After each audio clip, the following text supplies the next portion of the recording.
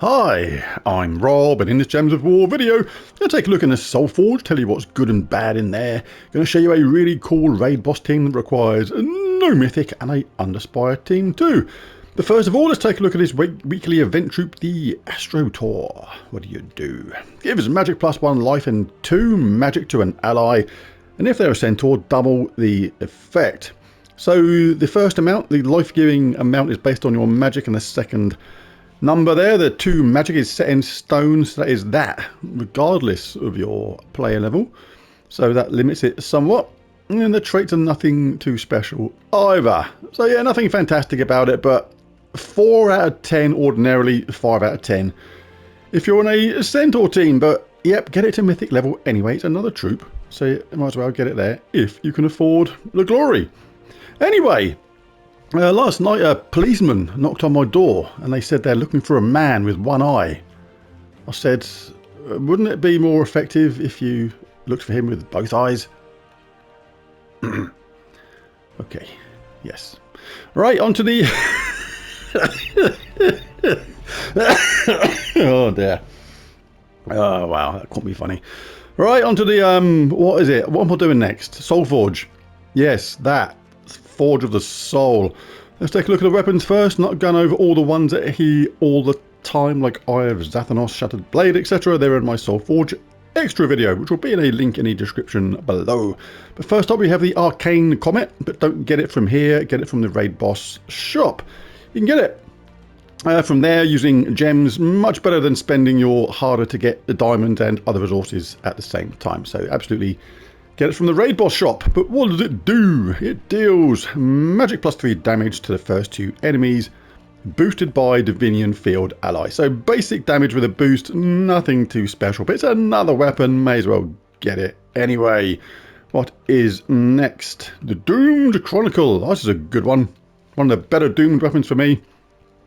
Deals scatter damage based on your magic, with a plus 4 per tempering level boost. Then create a mix of 6 purple and skulls for every purple enemy. So 6 purple gems and skulls for every purple enemy against an all purple team. That is really, really strong.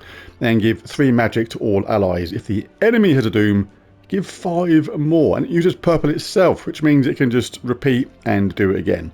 This, I think it was this weapon that might have been the best enemy comeback against me in Guild Wars ever.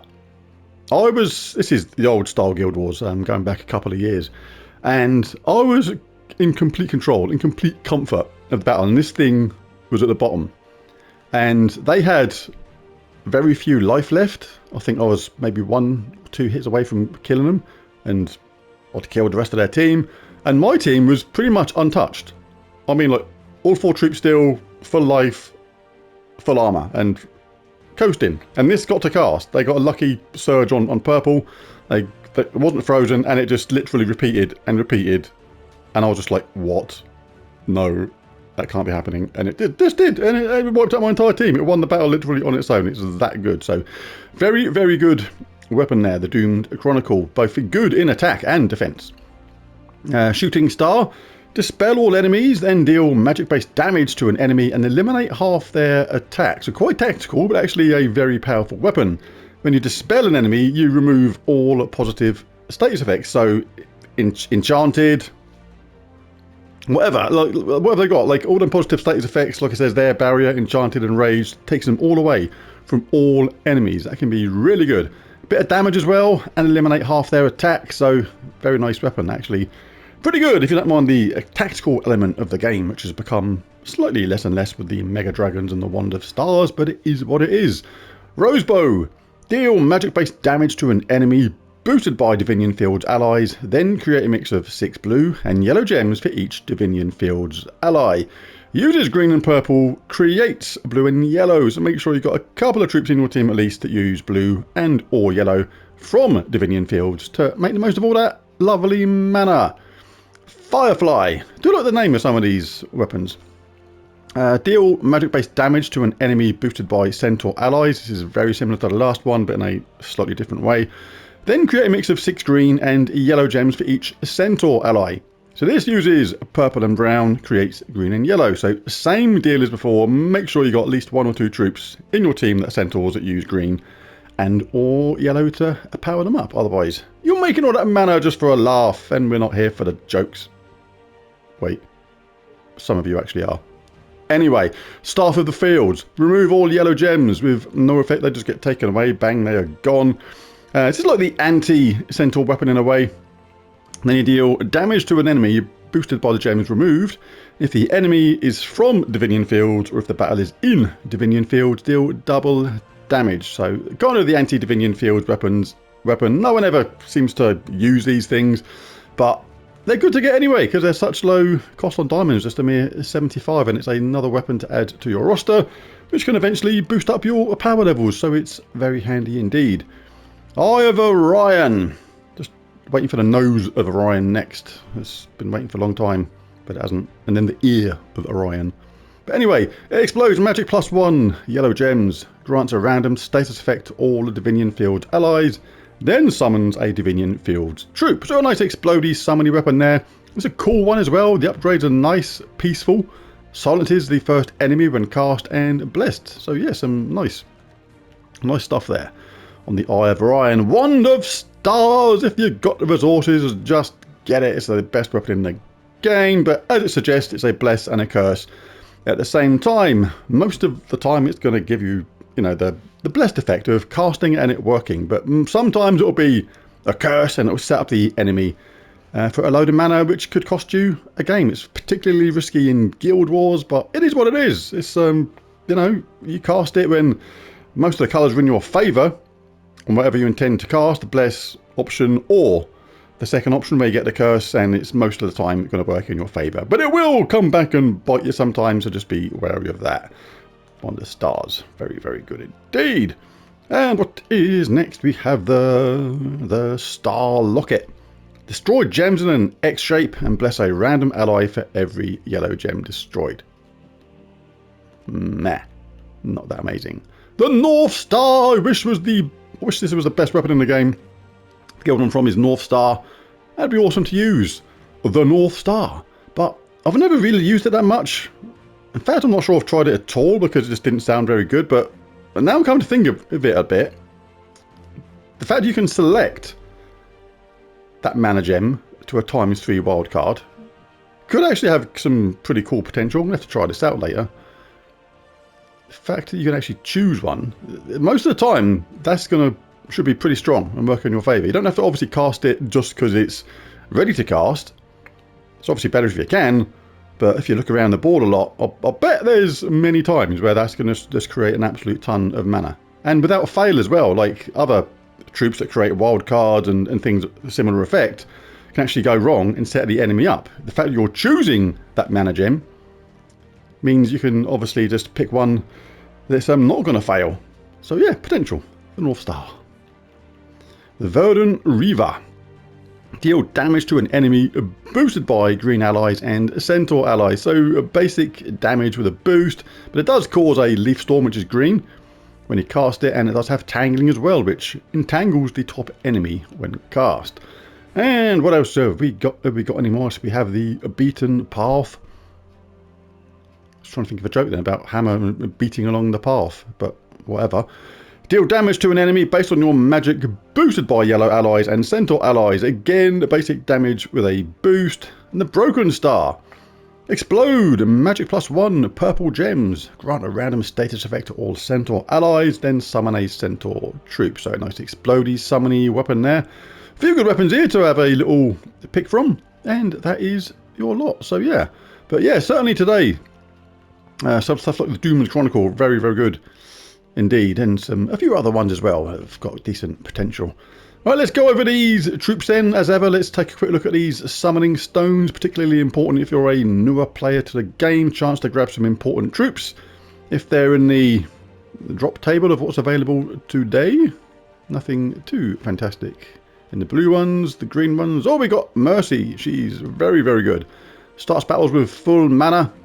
Gives magic-based life to the weakest ally and transforms purple to yellow to boost the effect and cleanse all allies. Good on attack or defense. Start on with battles with full mana.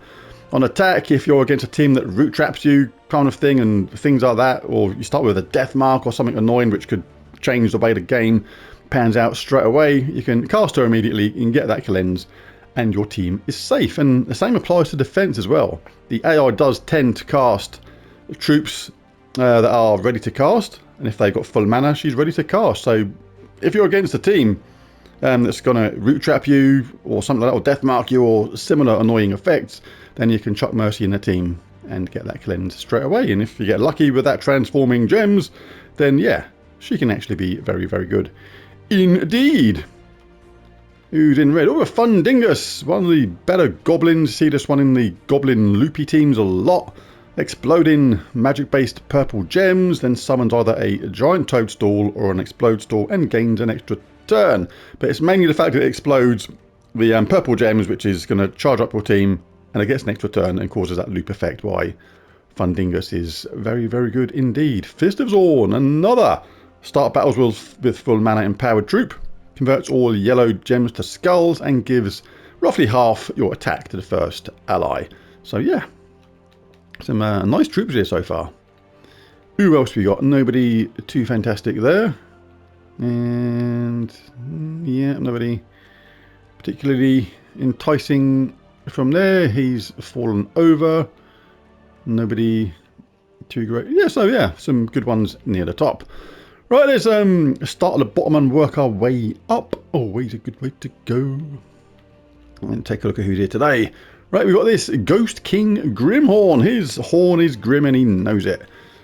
Deals magic +2 true damage to the first two enemies. Converts all yellow gems to doom skulls to boost the effect. So kind of good and bad on this kind of thing. It does actually have that eternal doom as well, which is cool. Conjure a doom storm when matching 4 or more gems. And that does help this spell work effectively. But yeah, the spell, the reason why I say it's good and bad at the same time is because it's, you know, guaranteed damage on the first part, dealing magic +2 true damage to the first two enemies. But you have to be really careful on the second part. Convert all yellow gems to doom skulls to boost the effect. If you've got a 4 match on that, obviously you want to cast it, because then it's good. You get that damage, you can get the doom skulls effect, do a ton of damage, and they're going to explode at the same time and basically give a load of mana back to their team as well, which is really cool.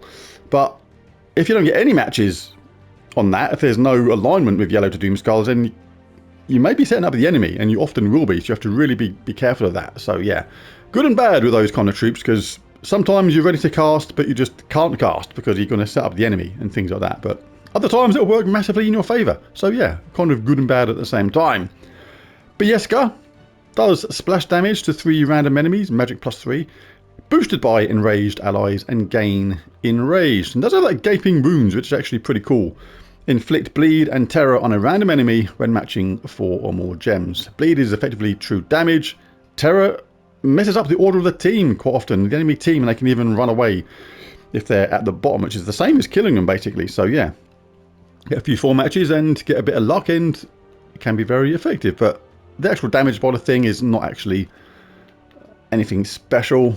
And oh, we got the dragon on rotation. Comathalas. This is a cosmic dragon. The clue is in the title. Everything like cosmic based, has like a spacey, starry kind of feel about it. Even Stellarix, stellar. Do you see? Comathalas, comet. Yes.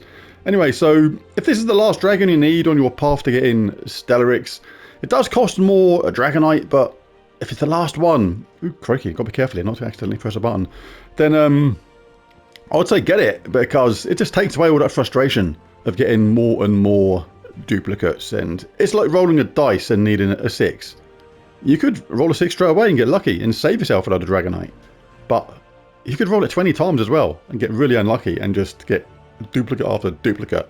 Personally, I just like the guaranteedness of knowing I'm going to get it, but it is player's choice. But it is there if you need it. If Comathalas is the last dragon you need to complete your set on your way to getting Stellarix, then it is there.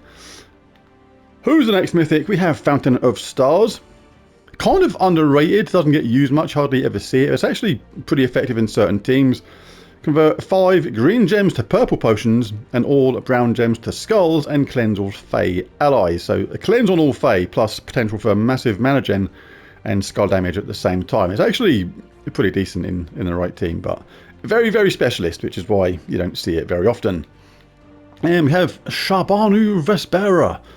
Give roughly half your magic to a random skill on an ally, then create 9 gems of their mana colour, then repeat 2 more times for random allies. Does have this Genie's Lamp as well, which is really cool. A 30% chance to summon a Jinn when matching 4 or more gems. Now, she is something special because this troop actually made... I've got to try and find a video somewhere, because my most amazing comeback, I always say in Guild Wars and stuff like that, never give up.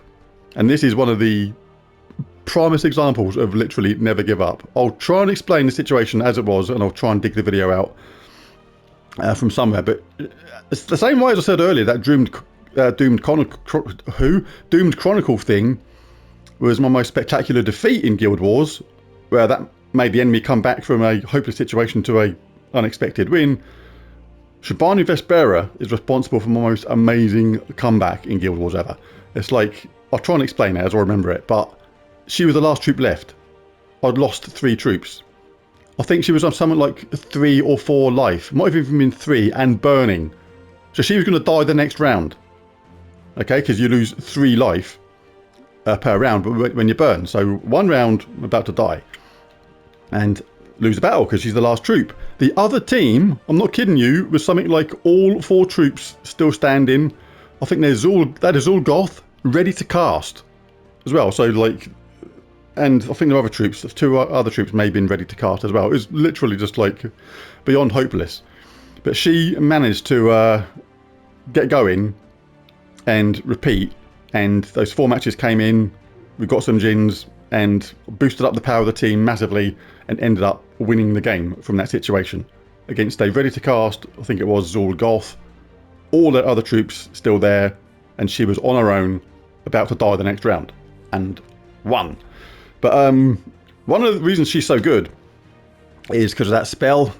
Where it says create 9 gems of one of their mana colours, if you put that in a mono team with, say, 3 other troops that say only use yellow, then when you cast that on that ally, because she creates 9 gems of their mana colour and you're forcing it in this instance to be yellow, and then repeat for 2 more times for random allies, which are using yellow as well. Obviously she can be one of them people that she chooses for that, but she uses yellow as well. You got 1 in 3 chance of that doing. You create this ridiculous amount of the same colour, which gets you an extra turn, and you boost up the skills as much as you want. It can go on life, it can go on armour, it can go on attack, magic. She can make the whole team amazingly powerful. It is a longer, slower game, but all in all, she's amazing. And yeah, I've got to stop talking about her now because I've bigged her up enough. But yeah, very, very good troop in the right team if you don't mind a slower game. So let's take a quick look at the legendaries now. Viper does magic based damage to an enemy, poison, stun and charm them. That's quite a little concoction of damage there. So basic damage with a poison, stun them, take away their traits when you're stunned, and charm them, which does damage to adjacent troops. So yeah, pretty cool. And does damage to a random enemy when an ally casts a spell, and gain 1 magic when an ally casts a spell too. So pretty good. Lust. Have no idea what the lust part is. Oh yeah, I see now.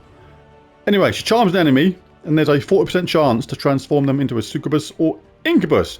And also charms a random enemy when an ally dies. You can actually like kill one of the enemy team and then just watch 2 of your team die because of just that temptation. Absolute nightmare she can be in the right team. Right Pain in the what's its. And what are the other 2? The Midnight King. Inflict terror on the 2 weakest enemies, then deal magic +3 damage boosted by mystic allies, and summon a midnight troop, and give 3 attack to all mystic allies when matching purple gems is not too bad either. And we have Bloodfang, dealing true damage to the first 2 enemies, and there's a cumulative 25% chance for each lycanthropy gem on the board to also inflict 4 stacks of bleed. And that's helped by the Bane of the Moon. Create a lycanthropy gem when my turn begins, but who gets my Mythic of the Week? Well, Ghost King Grimhorn's pretty good, but I'm never a fan of these things where you kind of just have to wait to cast them sometimes. Some people love them. And it's all well and good, but the amount of times that I'm just unlucky on that situation, on that second part, convert all yellow gems to Doomskulls, and it's either, well, I can't cast it because I'm about to set the enemy up, and they never align for a 4-match. But for other people, they say they works consistently for them, so all good. It just depends upon the way the gems fall sometimes. But Yeska, power is low, really, for a Mythic, but that Gaping Wound is pretty cool if you get a bit of luck. A Fountain of Stars, very specialist, doesn't fit into too many teams, and because she was responsible for my most amazing Guild Wars comeback ever, down to like her on her own. I think she was on something like 3 or 4 life burning. I'm sure, I think it was 3 life, about to die the next turn against a fully trooped team still. 4 troops on the other team with a Zul'Goth about to cast. And we still won from there. Absolutely nuts. So she can do that sort of thing. So, Japanu Vesperi is my Mythic of the Week. Now onto the Raid Boss team. Now you must use the Event Captain Eridana in your team to get that ×2 magic and ×2 score. So she's absolutely essential, and you pick her up in the shop. Tier 2 is where you grab her from, but you have to buy the tiers in order. So you get Tier 1 first, which is cool because you get the Potion of Enchantment and enchant all allies at the start of battle for this event only. And you get some other stuff too, like the Kingdom Troops, the Raid Boss Sigils, and more. Tier 2 is where you pick up a Eridana, so you can grab her straight away. And she does damage to an enemy boosted by yellow and purple gems, and if they're a boss, deal 3 to 5 times damage based on your ascension. So you get her ascensioned up and she'll do even more damage. And you can pick up those traits if you want as well. But if you're a newer player, don't worry about it too much, because the Godslayer one, deal 3 to 5 times skull damage versus bosses based on my ascensions, is not that essential because we can just bash them out of it with the spell anyway. So yeah, very cool.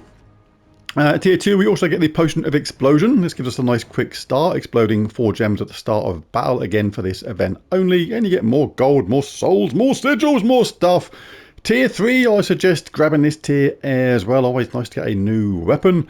Deals damage to the first 2 enemies, boosted by Divinian Fields allies. Even if you don't think you're going to use it, get it anyway, because weapons are important in the game. The more of them you've got, the more you can boost up your power level in your kingdoms and things like that as you progress through the game. And oh crikey, excuse me, that was my tea going down the wrong hole. And you can buy more teas if you so require. But on to the team itself now. No Mythic. Really easy way to go about this will be with the Broken Star, Katori King, Ori, and Eridana. Let's jump back to Eridana quick and take a look at something important. Damage to an enemy boosted by yellow and purple gems. So the more yellow and purple, the more damage she's going to do. But use her to take out the boss. Really, really important this. Ori, conjure a Starstorm at the start of my turn. Do you know what colour a Starstorm is? I'm pretty sure it's yellow and purple. So we get more yellow and purple than normal, which means she does more damage than normal, which is really cool. And it's smart anyway, because we got 3 troops using yellow in our team. As well as that, destroys a row and column, collecting mana for the team and doing damage to all enemies. Again, boosted by purple and yellow gems destroyed. So we've got 2 troops there taking advantage of all that extra yellow and purple. And the purple also feeds into Eridana, because she's vital for that boss killing characteristic, and extra yellow feeds into our other troops. So yeah, and the Katori King, all Centaur allies start with 50% mana, and we'll deal damage to 3 random enemies, then create 3 to 6 times 3 wild cards. And we can use the Broken Star to explode magic +1 purple gems. Remember, there's going to be more purple gems than normal because of Ori, and create a random status effect to all Centaur allies, then summon a Centaur troop. So a nice explodey summoning weapon there as well. Regarding the class, you can be whatever class you like in a way, but I do suggest a 50% mana start one like Geomancer, especially at the beginning. Then when things get tough, you can switch to Elementalist and things like that, where things will slow down slightly, but you do have that benefit of the burn, stun, freeze, and tangle for those from those 4 matches in Elementalist class. But yeah, and Geomancer will have things like Impact, Anti-Magic Sphere, Tactician, Rock Solid, Tree of Knowledge, and Fortitude. So yeah, pretty cool. And another reason this team is good as well, it uses every single mana colour. Yellow, brown, red, blue, green, and purple. So no matter what appears on the board, we can make use of it. So I'm going to go with 3 times Noisha medals to start this. Well, I've not shown yet. Oh, the banner! I knew there's one thing I hadn't shown yet. Because we're using all the banner colours, we don't want to waste any, so we'll just have the +2 yellow. Happy days. Right, let's jump in. You can actually have something like your main damage dealer at the top for the early stages. But I do like to just get this cast. Taking someone out already.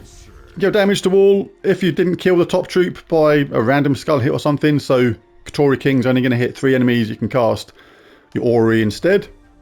Anyway, you like if you're going to kill them and get the job done. Victory is ours. Let's move on to the next one. I'll only show a few of these early level battles and we'll jump forward a bit to when things get a little bit tougher. There's that Starstorm at the bottom there. Yellow and purple gems fall more than the other colours. Right, let's do it that way, because that way we get stuff going a bit quicker. Let's just kill 3 of them just for a laugh. Ori's up next round anyway. Kaboosh! Them all out of there. Yeah, mighty kaboosh. And on to the next. Right, let's just do this one, then we'll jump forward a bit. This is way too easy. Destruction, he says. I'll show you what destruction is, matey boy. Let's do some... I could have just cast Ori then. I didn't realise it got charged up till the last moment. Let's let Katori King steal the glory on this last bit. Bash bash. Bosh. Look at all my dosh. He says. He probably doesn't say that. Well, jumps forward to where Dark Dagonath starts appearing. And it can be dangerous, this thing, because it kills an enemy outright, then creates 4 purple mana potions. And because it uses all colours, can self-charge and just do it again. And because it's creating those mana purple potion gems in the first place, if it does get the chance to self-charge and do it again, the chances are there's going to be more purple there in the first place, which gives it even better chance of working and just literally just wiping through your team one after the other. So it's really important that we actually take care of this thing. So I do actually recommend the first opportunity get rid of Dark Dagonath. It's sometimes going to be on really low mana, hardly collected anything, but you'd be surprised the way things can go sometimes. So basically just take it out as soon as you can, especially because Katori King does damage to 3 random enemies. You're not guaranteed hitting Dark Dagonath with it. And it works really well with our Ori here, because we can hit them 3 enemies, and if somebody survives, we can take him out. We've got 3 choices there. We can actually use any of these troops. But I do recommend, if you get this situation, to do Katori King. If by random chance the enemy has got a summon, then Katori King will hit that extra summon where Ori will not. And speaking of Ori, let's try and show one extra benefit to Ori, which is really, really cool. Right, let's again, that's going to charge up a lot of the time straight away. Take out Dark Dagonath straight away. But Ori, one of the really cool things about it is the fact it destroys that row and column. Does the damage to all, boosted by yellow and purple, but destroy a row and column is really cool, because you can actually see where sometimes you can pick up an extra turn and maybe a skull hit, something like that. Like say Ori, that's really weird to say, Ori. Anyway, but say he's ready to cast, or she, or it, or them, or they, whatever it is. I don't know, it's a thing. But anyway, say it's ready to cast. You can actually pick up more purple here by casting along this row here. So say we cast Ori here, if it was ready to go. We can take out this column here, picking up all this purple and yellow. And also we can take out this row here, which at the same time is going to lead to another drop down of purple, which is really cool. And if this yellow one was purple, then that would make an extra turn, which is even cooler. And you can do it to create skull hits as well. Like if this blue one was a skull hit, you can still take out this row here and get all this mana and get a skull hit at the same time. So yeah, Ori, really, really cool for that kind of situation. Hopefully I'll get an instance where I can use it as so. See, oh, it's decided to dance around the enemy there, and because we're not going to kill them because we've got that damage to all and it's not enough, we can use this instead because it's going to get the extra damage boost because of being the event captain. So yeah, she's very handy, not just for killing the boss, for killing people in general. Just because she's mean. And what we got? Well, she's up ready next round anyway, so you don't have to worry about getting her mana colours. Katori King was up next round as well, but like I say, always ensure you take out Dago chops absolutely straight away. We'll do that just because it's the bird and we want to guarantee we get it as soon as possible. And now this will hit one, then back again and take them all out. Lovely jubbly. But yeah, the key to this one is definitely taking out Dark Dagonoth at the absolutely first opportunity, which you're going to get a good chance to do anyway, because we get a nice 50% mana start, we get a Potion of Explosion, we've got the enchantment. There's no reason why I can see how you can give Dagonoth a chance to get charged. Obviously, if you're not Mythic level on your boss killer, she'll do less damage, but even if you can't afford to get it to Mythic level, the combination of the damage from her, what you get from Ori, and what you get from this should be enough to take it out nice and quick. So let's bash them ones out of it. Jump on to the next. Let's just do a couple more, then we'll call this section of the video a day.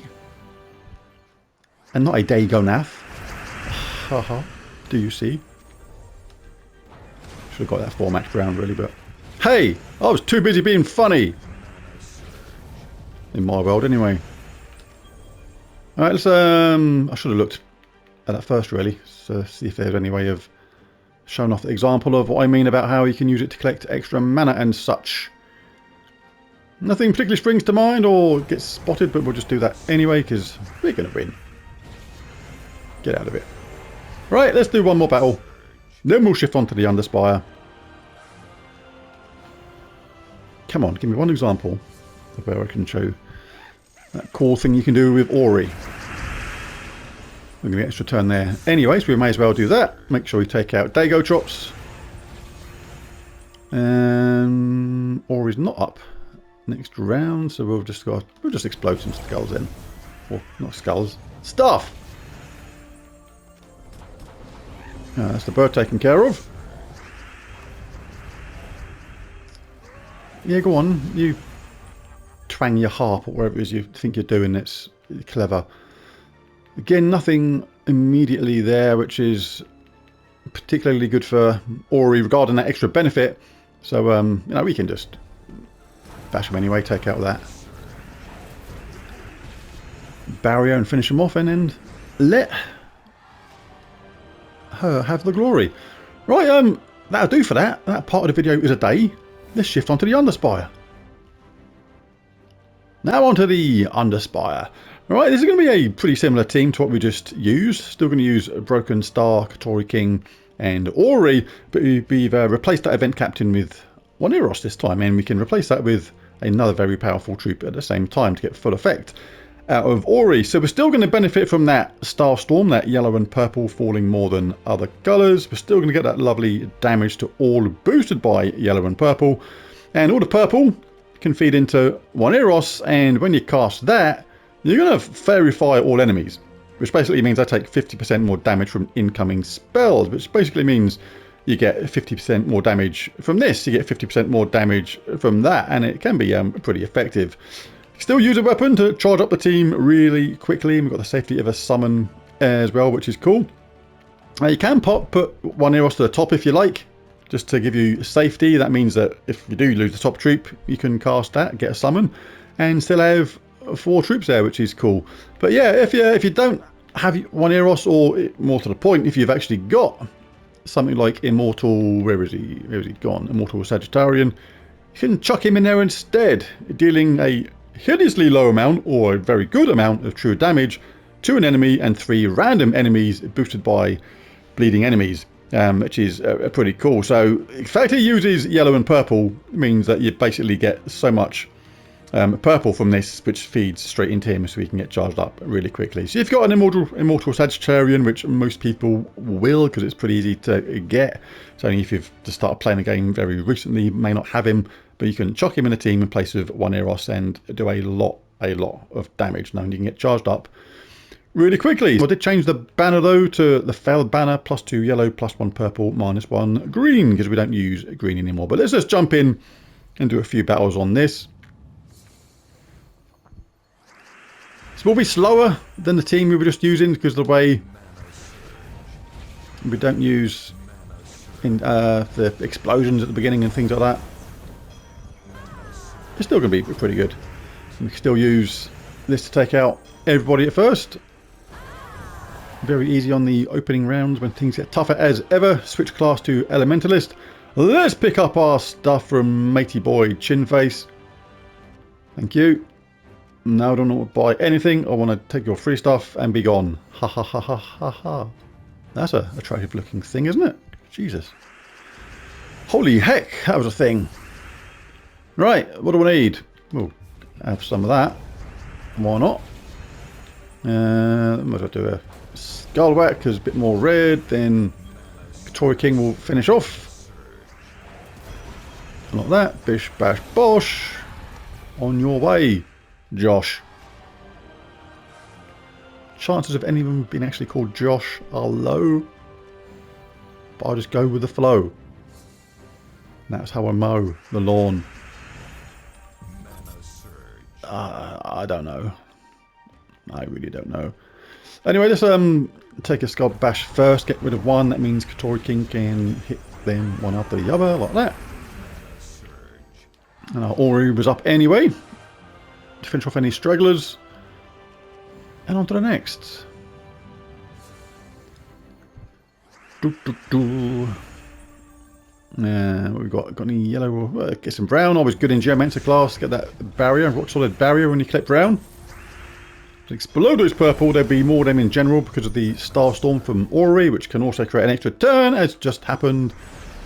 What did I do? I pressed the wrong button there. Oh, I've done the thing. I've done the Fairy Fire thing. Oh well. As you can see, everybody gets Fairy Fired, which when you do damage, they receive 50% extra incoming damage. Which, they were going to die anyway, but they just extra died. They died with interest. Not that it was in their interest. Do you see? He's hot. We'll get that because it's a turn of the extra variety. And bash them out of there. Again, more important on the later stages to look out when you cast Ori to make sure you get the potential extra gem match or an extra skull hit or an extra turn. Last battle, let's see if we can pick up a thing. A giant sentinel. Come on. Be kind to me. I've not had one for like a billion years. Or more. Yeah. Let's do that. Didn't see that. Wasn't looking for that. Always look around properly. Right, so let's give them a whop. Whatever a whop is. A wallop. A wallop! That's what I meant. But anyway, yes. What are we going to get? Let's open the chesty thing. See what's inside. Something nice? Ooh, lovely. Anyway, there's the video. There's the teams. If you enjoyed it, give that like button a bash and give the subscribe a little tickle around the chops as well while you're at it. If you've not done so already, every little helps. And chuck in a comment or two as well. It all helps the video. But there it is. There it is. There it is. Why have I said there it is many times? I have no idea. But there it is. There's a video. If you enjoyed it, do all that stuff. And I'll catch you again in the next one. Bye for now.